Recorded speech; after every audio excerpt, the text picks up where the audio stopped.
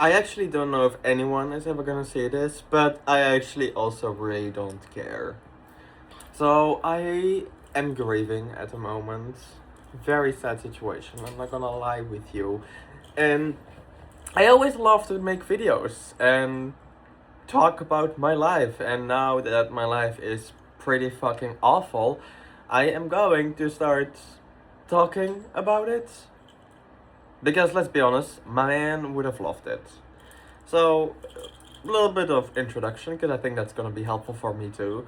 Is hello, my name is Noah, and I lost my man for now almost 8 months ago. He became ill, and for 90% of the time, it was just me and him. And taking care of him was the biggest thing that I ever got to experience, and the biggest.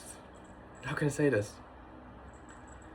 I felt so honored, and still do feel so honored to be able to have been there for him. His name is Dominic, and he had his own cafe. Um, we shouldn't have matched as good as we did. Like, there's no way in hell that we should have been that good together.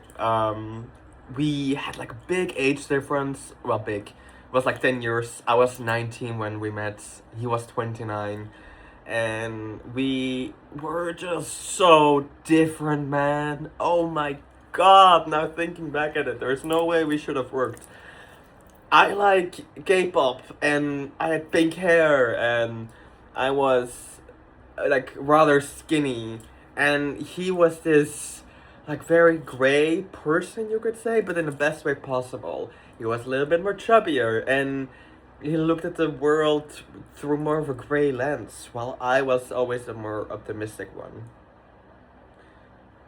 I don't know why we worked so well together. Like I said, we had nothing in common, but we really were each other's person. And in grief, one thing I do always feel annoyed about, is the fact that when you're grieving, people don't want to hear about your person anymore. They don't want to sit back and hear about the funny stories. They just want to. You make people sad. I make people sad and uncomfortable. Very uncomfortable. Which is very sad. Being the partner of someone who passes away is also a very bizarre experience, my love.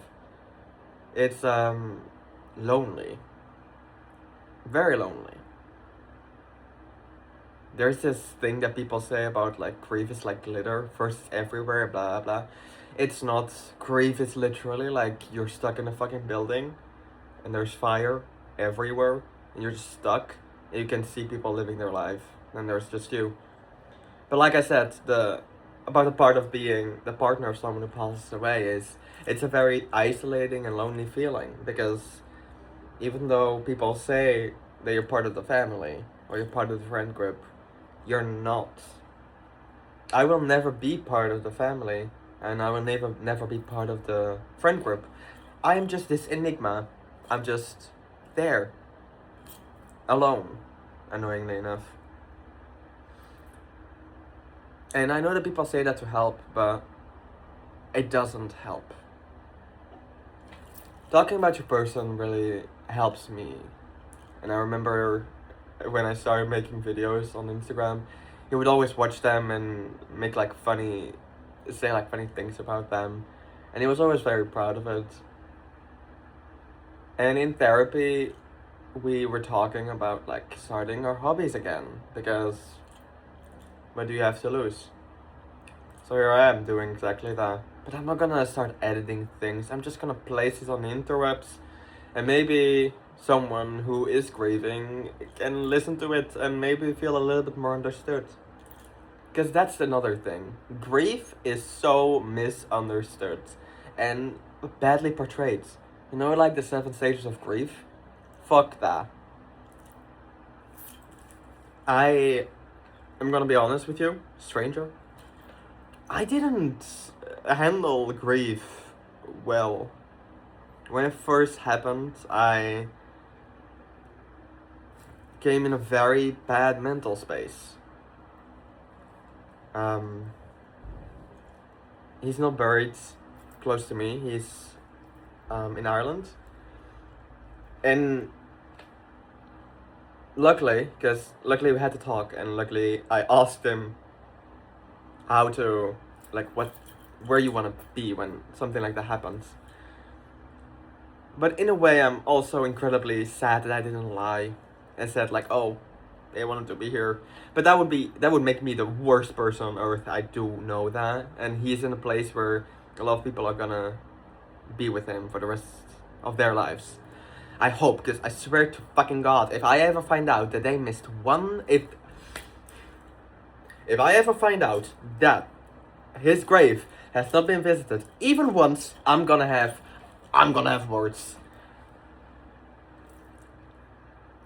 But I miss him, and I can't be close to him at all. Do you know how fucked up it is to talk or FaceTime with a grave? It's the worst. But it's nothing compared to the emptiness and the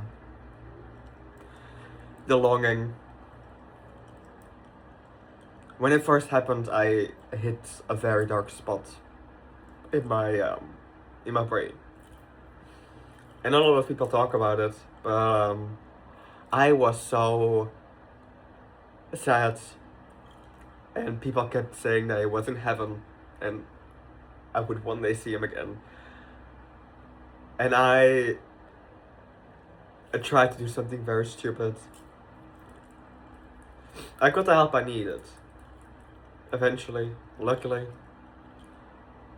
Because if I didn't, I wouldn't be here anymore. Which is also a very bizarre feeling to have. But it's also very normal to feel like that. And it's important to reach out and find help when you think that you're becoming a danger to yourself.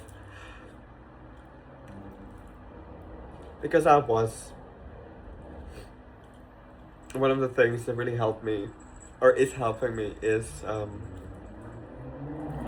Dominic loved the most strangest things. Like, he loved his little his little cup where I always had his latte in.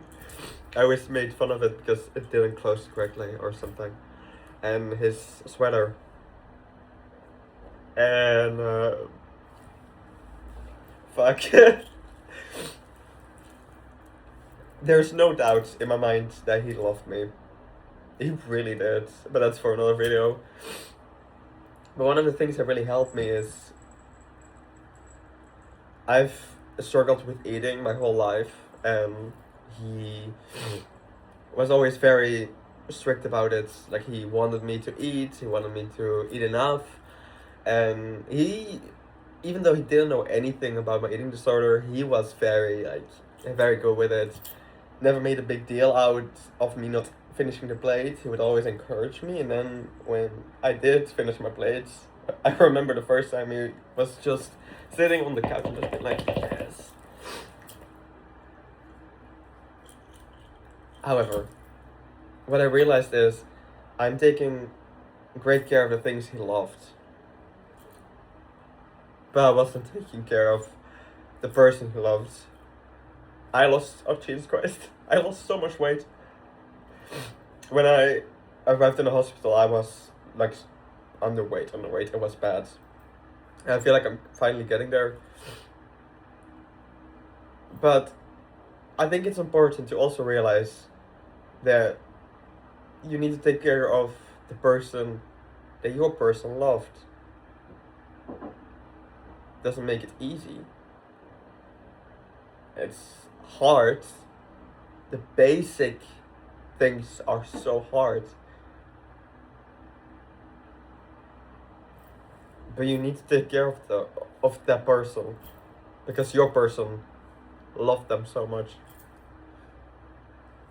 Anyway, I am gonna throw this on the internet. Hopefully someone can relate a little bit to all the shit I'm saying. My greatest apologies if this doesn't make any fucking sense. But my brain doesn't make any sense at the moment. But I just feel like I need to talk about this. Hope you're well, and I'll see you soon.